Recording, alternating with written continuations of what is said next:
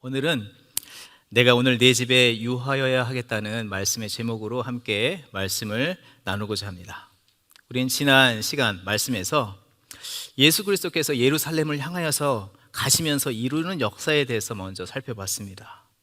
예수 그리스도께서 예루살렘을 계속 향해서 가시고 십자가의 자리까지 가시는 그 일은 왜 그런 일을 하셨는가?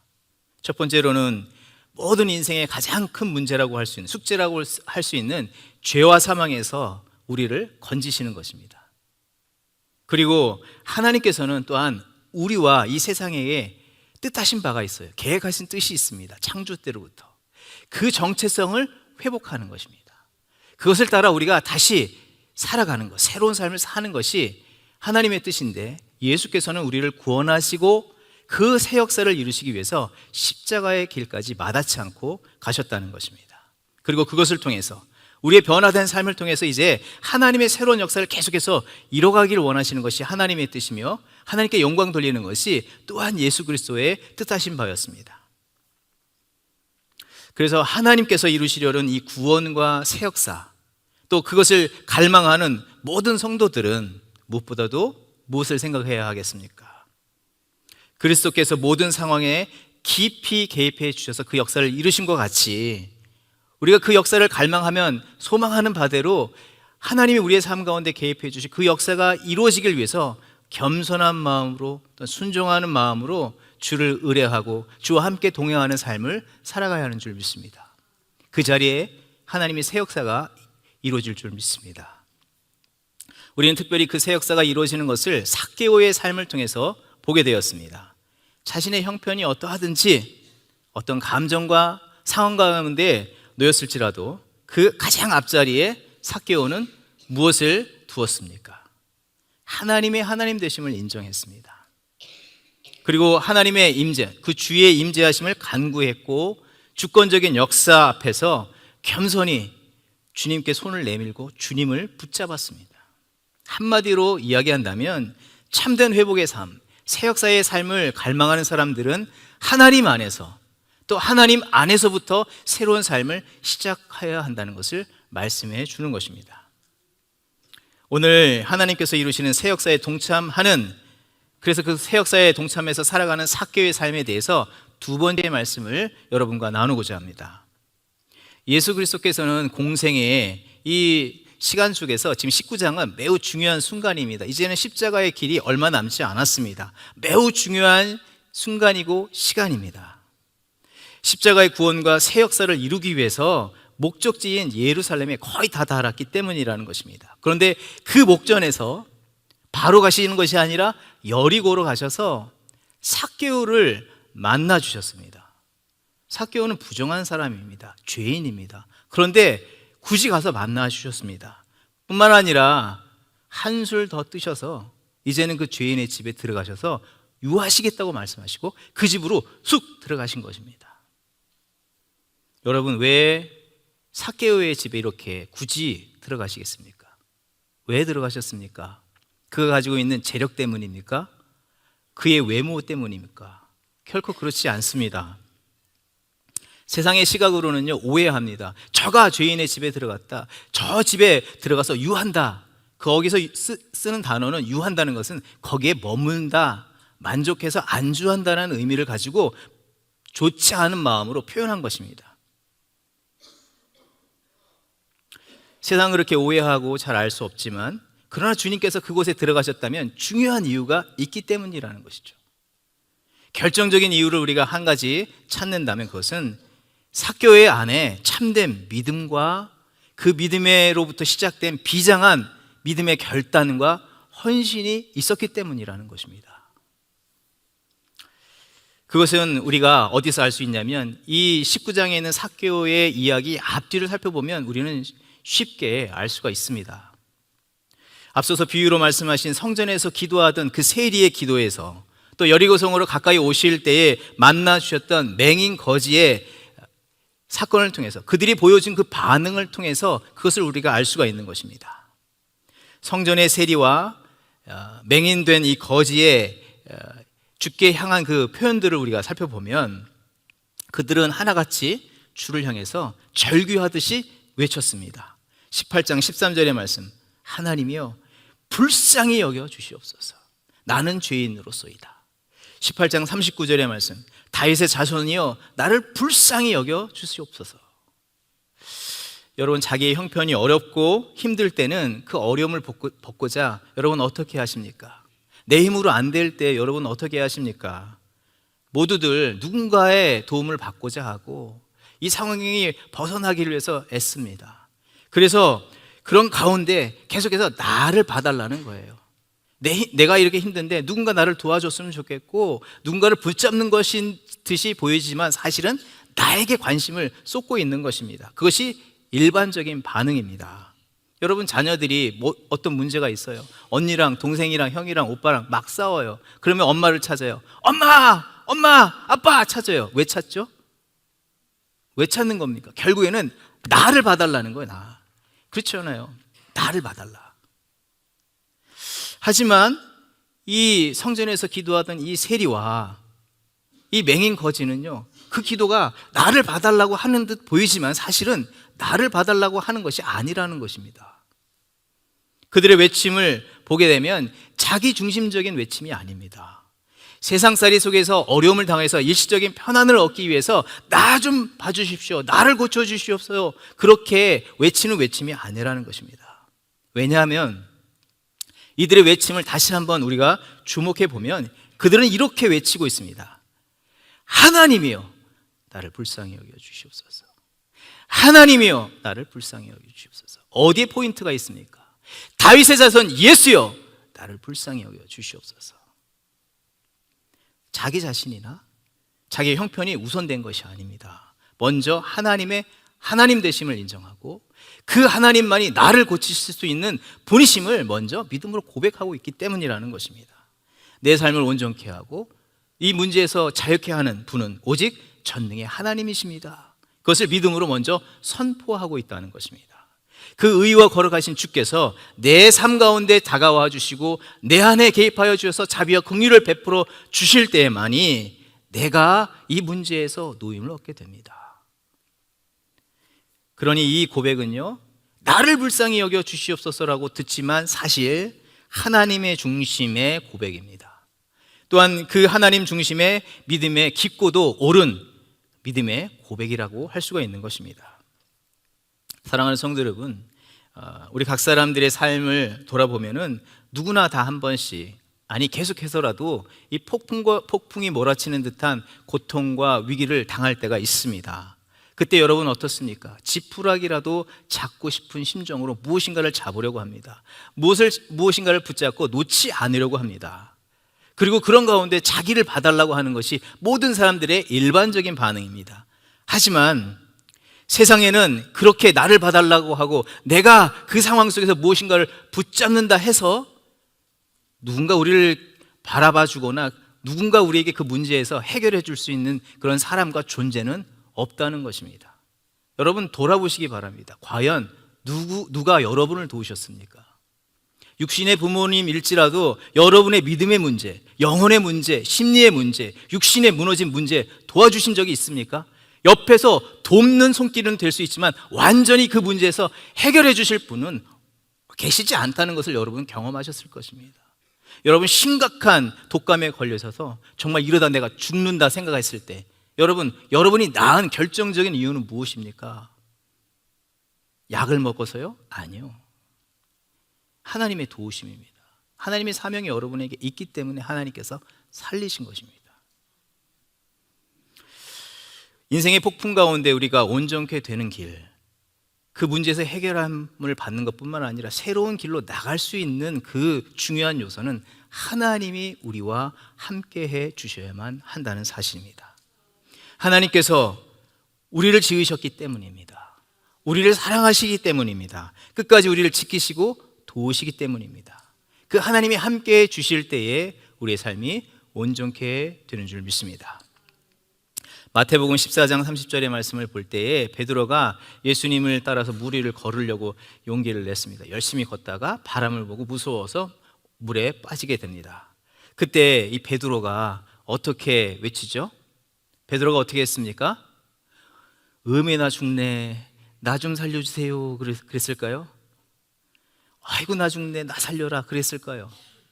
네, 베드로는 이렇게 얘기했습니다. 주여 나를 구원하소서. 주여 나를 구원하소서. 자기는 어부 출신입니다. 물에 능숙한 사람입니다.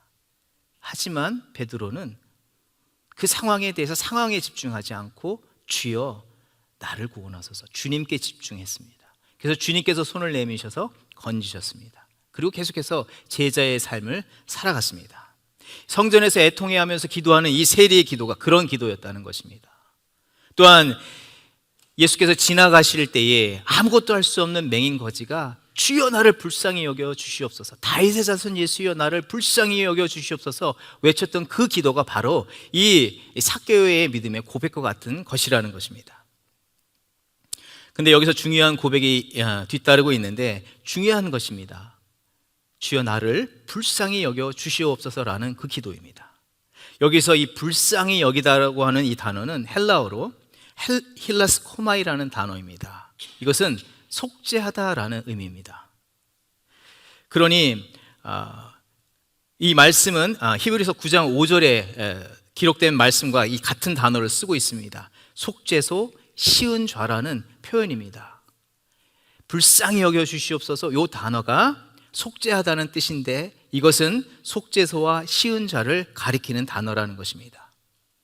그래서 이것을 표현한다면 나를 언약궤 위에 있는 시은 좌, 곧 하나님의 은혜의 보좌 위에 흘려진 피를 기초하여서 나를 주께로 나오게 하시고 나를 긍휼히 여겨 주시옵소서, 이런 표현을 한 것입니다.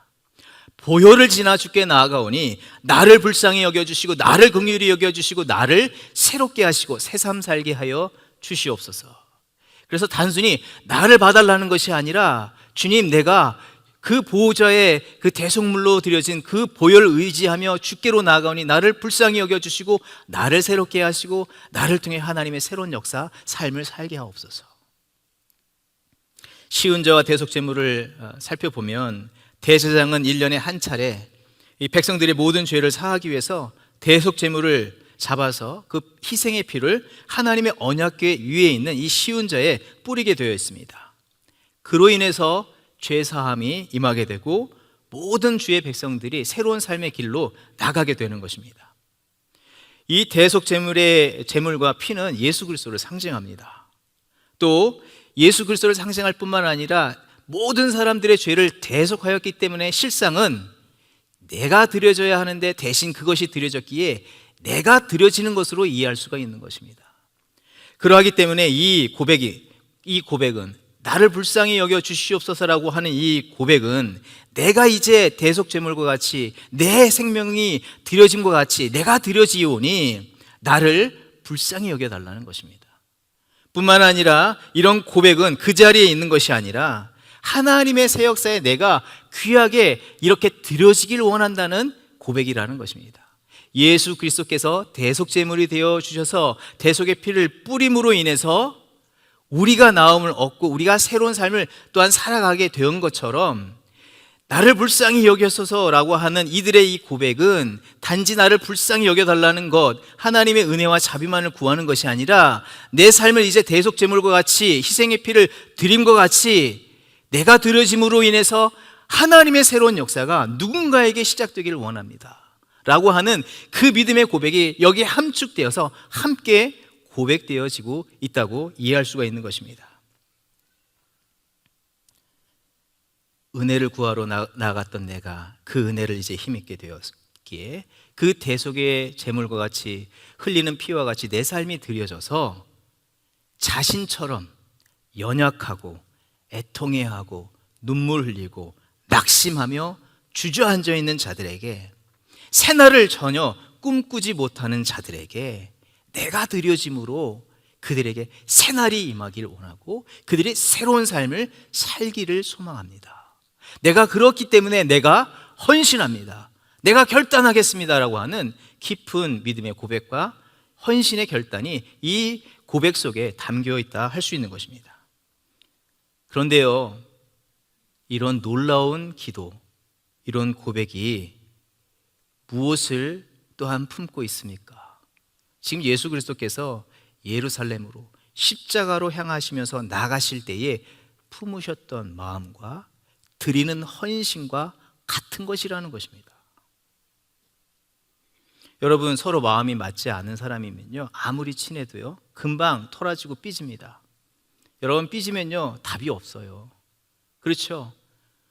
부부간에 서로 삐져보십시오. 며칠 동안 말도 안 합니다. 아닌가요? 저만 그런가요? 그런데 마음이 하나 되면요, 어떤 앞에 있는 난관, 어려움도요 마음이 맞았기에 한 마음으로 어떤 상황은 둘째치고 그것을 뛰어넘게 됩니다. 그것에 마음을 하나 되어서 본래적인 뜻한 것들을 이루려고 애쓴다는 것입니다. 그래서 사실은 예수께서 왜 이 맹인, 많은 사람들이 있지만 왜 맹인이 외치는 소리에 왜 가던 길을 멈춰서서 머물러서 그를 보게 되셨고, 왜 삭개오를 내려오라고 하시면서 만나실 뿐만 아니라 그의 집에 들어가셨는가 하는 것입니다. 주님이 품으셨던 그 마음과 이들의 마음이 하나 되었기 때문이라는 것입니다. 그렇기 때문에 가시던 길을 더 이상 갈 수 없었던 것입니다. 그들을 만나셔야 했다는 것입니다. 오늘 내가 너희 집에 유하여야 하겠다.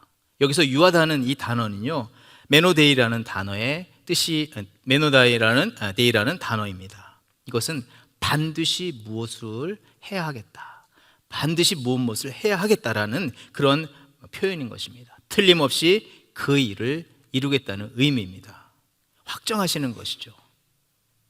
세상 사람들은 예수님이 가시다가 저 집에 들어가서 쉬네, 저 돈 많은 저 세리, 저 죄인의 집에 들어가서 뭘 얻으려고 들어가셨는가, 그렇게 볼 수 있지만 예수님의 시각은 그것이 아니라 주의 마음에 합한 자이기 때문에 이들의 마음과 함께 내가 이 일을 이뤄갈 것을 대해서 마음을 다시 한번 확정하고 그 길을 떠나신다는 것입니다. 그리고 그 역사를 그들의 삶 속에 먼저 이루실 뿐만 아니라 주님께서 그 길을 계속 가시면서 하나님의 이루실 그 새 역사를 이루시고 하나님께 영광을 돌리시겠다고 하는 믿음의 고백을 또한 그 모습을 통해서 나타내 보여주시는 것입니다. 여러분, 그렇다면 이제 보시기 바랍니다.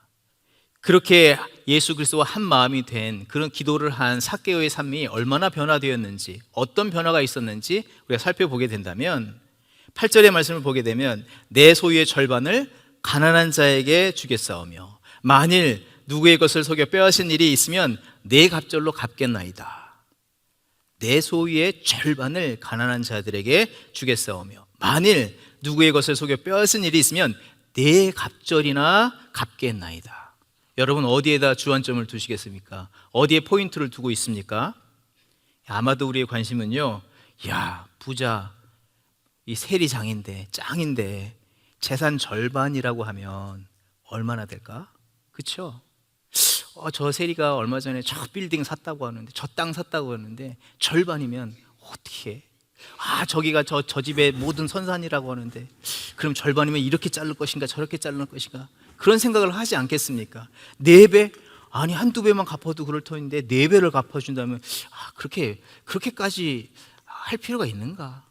여러분, 그런 생각들이 막 머릿속에 계산이 돌지 않습니까? 그런데 그의 고백은 한마디로 이런 고백입니다. 더 이상 나는 로마의 앞잡이가 아니다. 세상의 부질없는 일에 내가 종과 노예로 살지 않겠다. 무익한 종으로 그릇된 헌신의 삶을 살지 않겠다라고 하는 믿음의 강단이 있는 결단이라는 것입니다.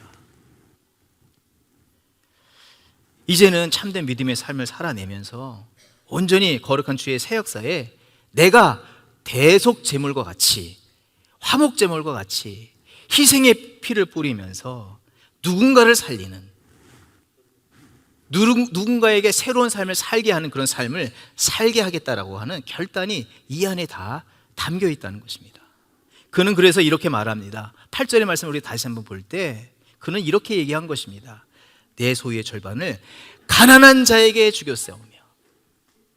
절반이 중요한 것입니까? 가난한 자가 중요하겠습니까? 그는 이렇게 얘기하는 것이죠. 내 소유의 절반을 가난한 자에게 주겠사오며. 그런데요, 이 말씀은요, 놀랍게도 이후에 예수 그리스도께서 하신 말과 짝을 이루고 있다는 것입니다. 10절의 말씀을 보게 될 때요, 예수께서는 이렇게 말씀하십니다. 인자가 온 것은 잃어버린 자를 찾아 구원하려 함이니라. 인자가 온 것은 잃어버린 자를 구원하려 함이니라. 여러분, 짝을 맞추고 있지 않습니까?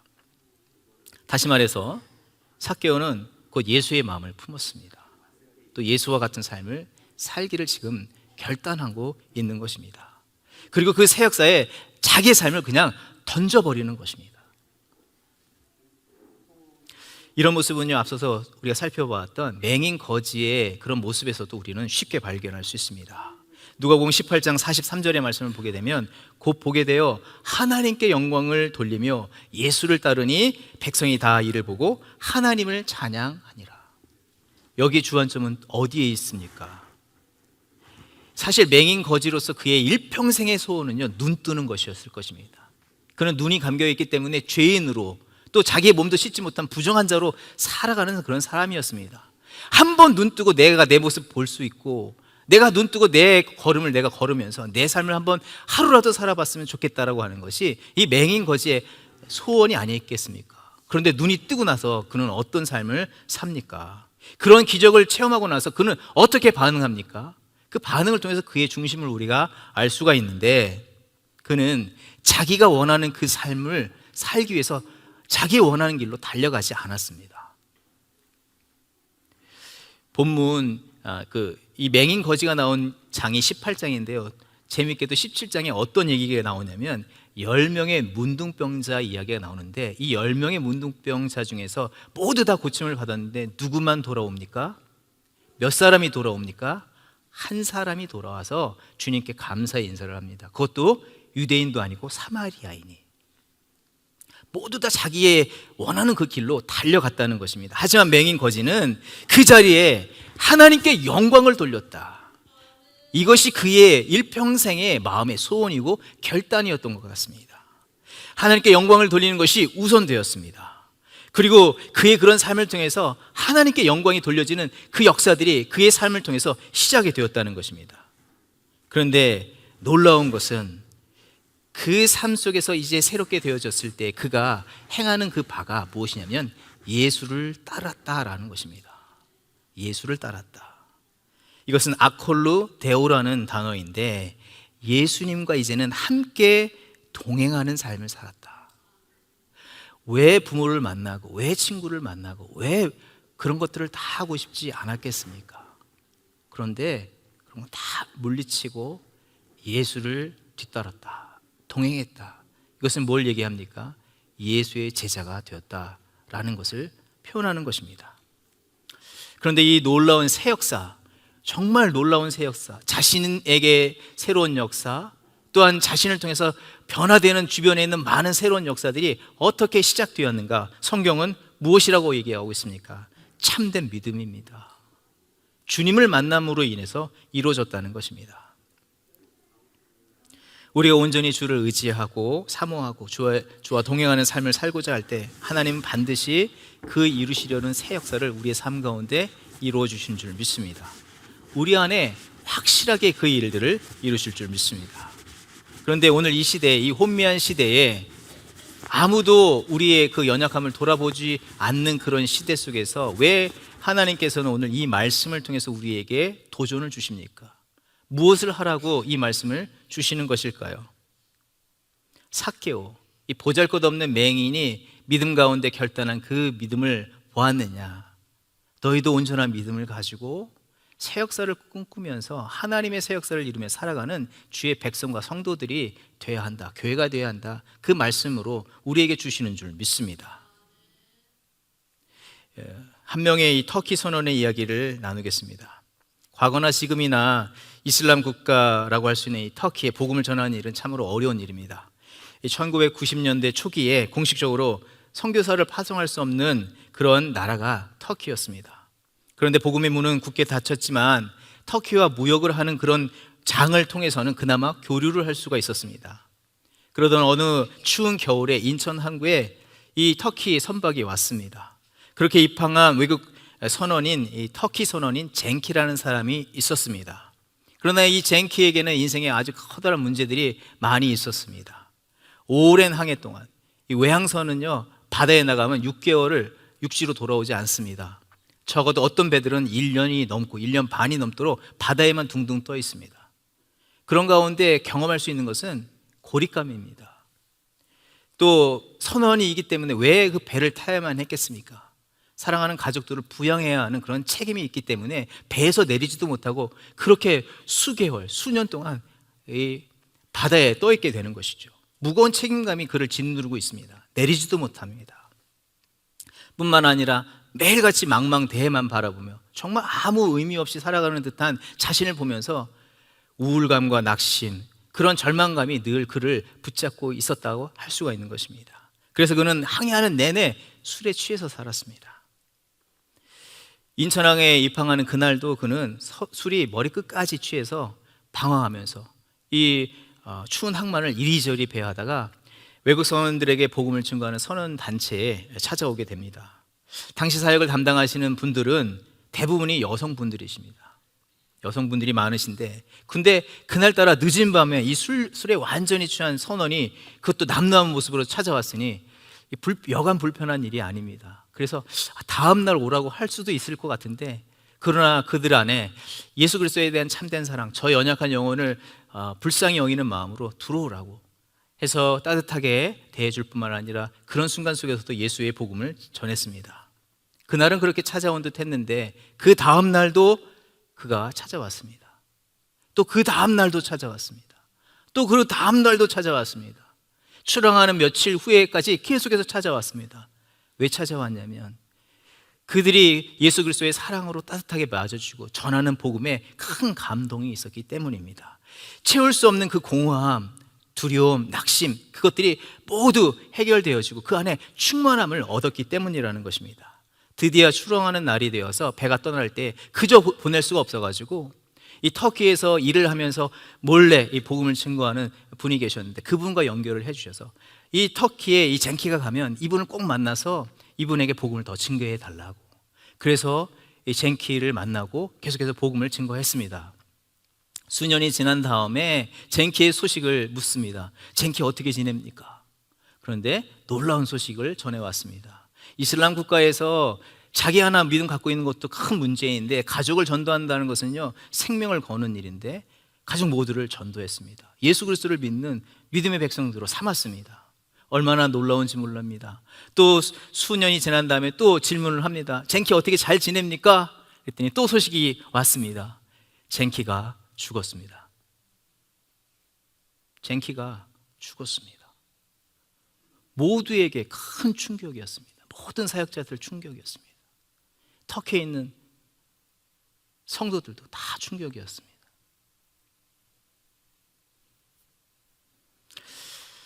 여름 수련회 몇몇 사람들이 모여서 여름 수련회를 떠났는데 그때 시내가에 한 어린아이가 물에 빠져서 떠내려고 가고 있을 때에 젠키가 그 어린아이를, 누군지도 모르는 그 어린아이를 위해서 살리기 위해서 물에 뛰어들어갔다가 그만 그 아이는 살리지만 자신은 죽게 되었습니다.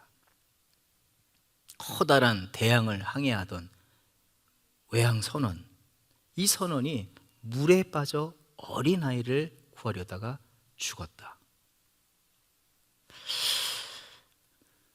무엇이 그를 그렇게 했는가?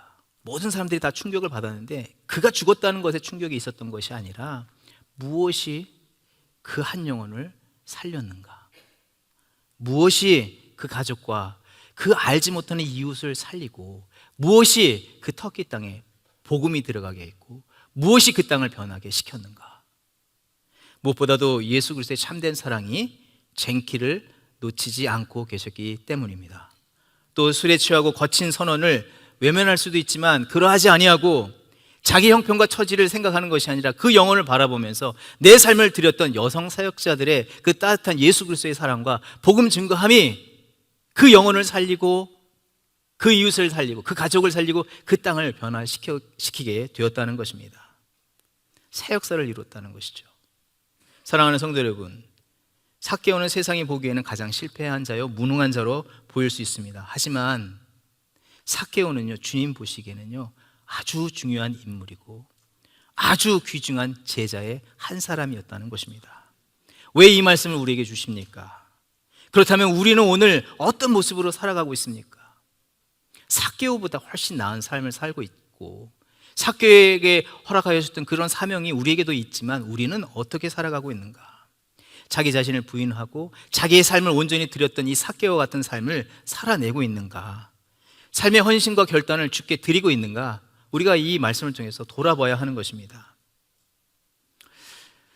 이번 삭개오의 두 번 말씀을 준비할 때에 지난번에 말씀을 나누긴 했는데요, 어떤 분에게 삭개오는 무슨 생각을 하고 어떤 삶을 살았을까요? 이렇게 물었더니 그분이 이렇게 얘기합니다. 삭개오가 뭘 샀나요? 그러는 거예요. 네? 삭개오가 뭘 샀게요? 이러시는 거예요. 한참 웃었습니다. 근데 이번 설교를 준비하면서 또 어떤 분하고 대화를 할 수가 있었어요. 감동이 있어서 대화하게 됐는데 이런 말씀과 기도 제목을 주시는 거예요. 목사님, 저는요 빈들에서 배고파하고 방황하는 무리를 보시고 애통해 하시는 주님 보고 주님 발 앞에 들고 나온 어린아이의 작은 도시락과 같은 삶이 드려지길 원합니다. 여러분, 이 고백이요 쉽지 않은 고백입니다. 왜냐하면 그 빈들에 수많은 사람이 있지만 아무도 들고 나오지 않았습니다. 심지어 제자들은요, 주님 지금 이 사람이 얼마인데 몇 명이나 지금 있는데, 그리고 저녁에 날이 저물어 가지고 아무것도 살 수가 없는 이 지경인데 이 사람들을 먹이라고요? 말이 됩니까?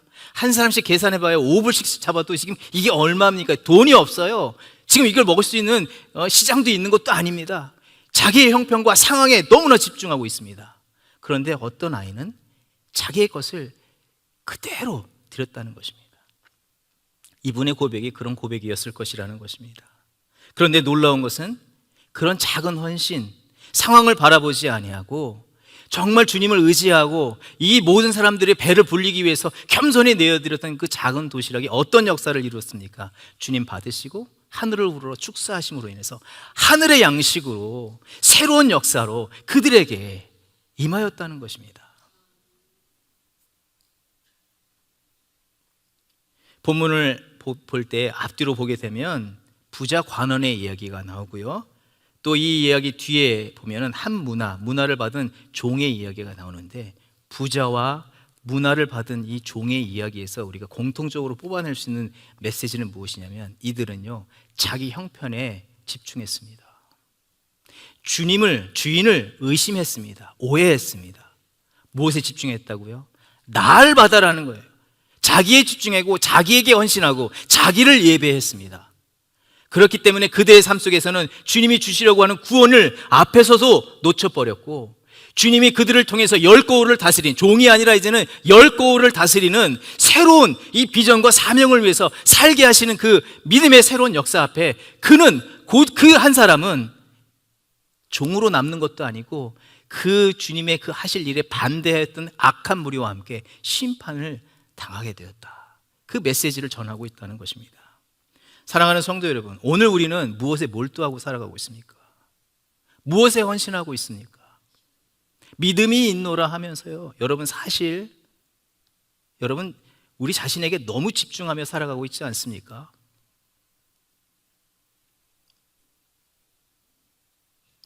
우리 현실에 마주한 모든 문제에 우리가 집중해야 되겠지만, 우리가 그것을 집중한다고 해서 그 문제들이 해결되는 일들은 그렇게 많지 않습니다.